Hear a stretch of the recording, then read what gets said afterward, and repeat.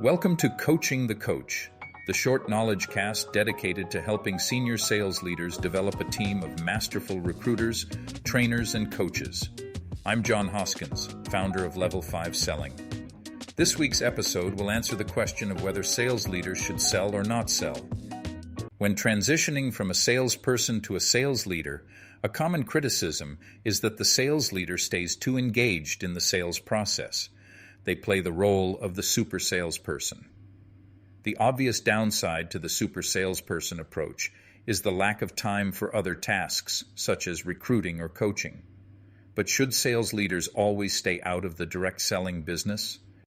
Some time ago, my friend and colleague Richard Ruff published a book where he and his co-author explored the difference between sales management best practices when selling in small transactional B2B accounts versus selling in more complex B2B accounts with long sales cycles and multiple decision makers. The widely accepted sales theory that sales leaders selling is a bad idea was right only sometimes. The results showed that sales leaders should leave the selling to their sales teams in the small transactional B2B account market and play the exclusive coach role. The caveat in the complex sales market is that staying engaged in the sales process can go wrong unless the sales leader follows well-defined selling and sales coaching principles. Here are 4 best practices for sales leaders.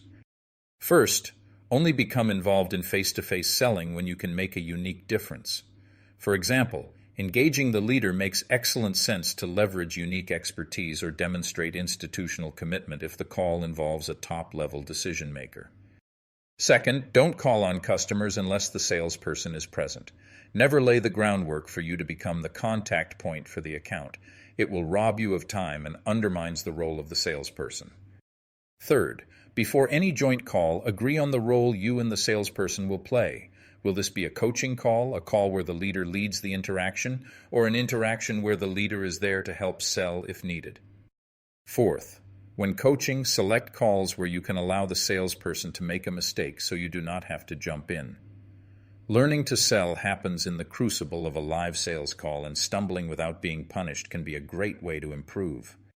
Being a top-performing sales leader in today's complex B2B sales market requires the almost impossible task of doing the right thing at the right time in the right way, all the time. If you need help developing your frontline sales leaders as masterful recruiters, trainers, and coaches, please reach out to me at john@level5selling.com. You can subscribe for free to this podcast on Apple Podcasts or Spotify. Until next week, remember that great selling requires great coaching. Thank you for listening to Coaching the Coach.